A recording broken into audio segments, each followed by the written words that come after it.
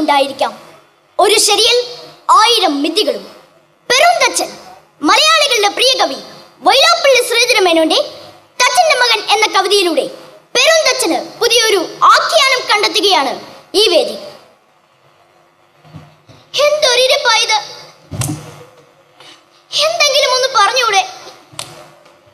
ഒന്ന് പൊട്ടി കരഞ്ഞൂടെ? എന്റെ തച്ചനെ കഴിയില്ല, കരയാൻ കഴിയില്ല. അയാൾക്ക് ദുഷ്ടനാ, കാര്യം ദുഷ്ടൻ.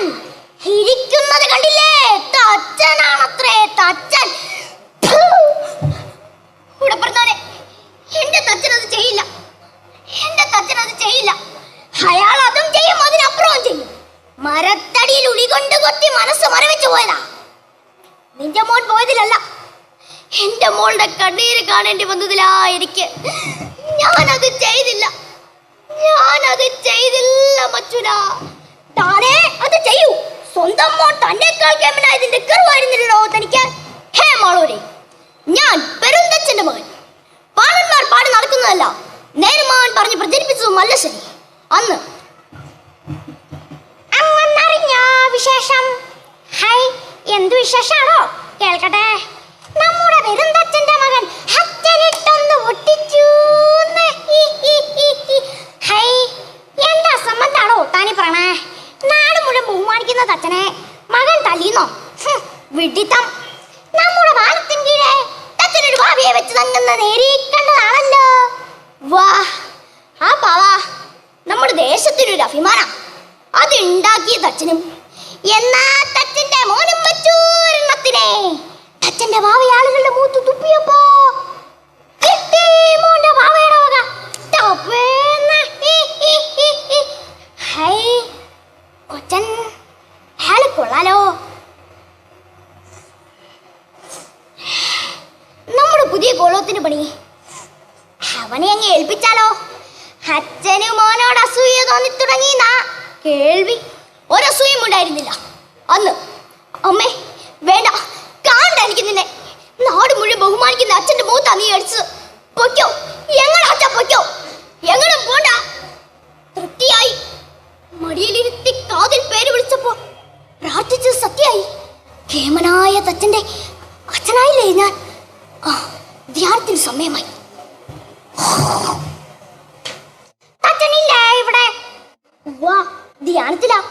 അയാളെ ധ്യാനിച്ചോട്ടെ. കൊച്ചനില്ലേ? നാടുവാഴിയുടെ കാഴ്ചനാന്നേ. നമ്മൾ ശുപാർശ പ്രകാരം പുതിയ കോലത്തിന്റെ പണി കൊച്ചനെ ഏൽപ്പിക്കുന്നേ. തച്ചനും പോന്നോട്ടെ, ചിന്തേറിടാനും വേണല്ലോ ഒരു കേമൻ. ഈശ്വര, ഞാൻ എന്തായി കേൾക്കണേ? മകന് കോലം പണി, അച്ഛന് ചിന്തേറിടാൻ ഇല്ല. ഒരാളും ഇറങ്ങില്ല ഇവിടുന്ന്. ഇറങ്ങും. എന്നിട്ട് നമ്മുടെ മോൻ പണിയും. കോലവും പണി മുമ്പില്ലാത്ത വിധം കേമാവും. അങ്ങനെ നമ്മുടെ മോൻ വലിയ തച്ചനാവും.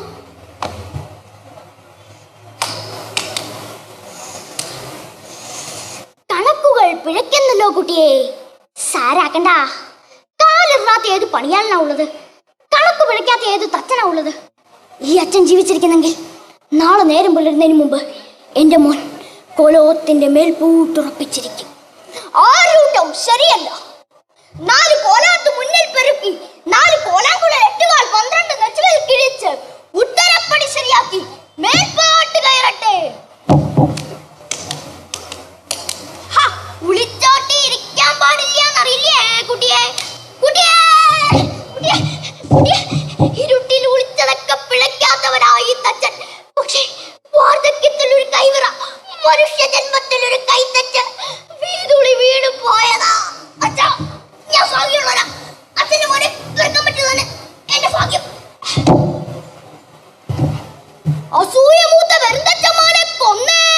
ഞാനത് ചെയ്തില്ല, ഞാനത് ചെയ്തില്ല, ഞാനത് ചെയ്തില്ല, ഞാനത് ചെയ്തില്ല, ഞാനത് ചെയ്തില്ല, ഞാനത് ചെയ്തില്ല, ഞാനത് ചെയ്തില്ല, ഞാനത് ചെയ്തില്ല. ഇനി പറയൂ, ഏതാണ് ശരി, ഏതാണ് തെറ്റ്? നന്ദി, നമസ്കാരം.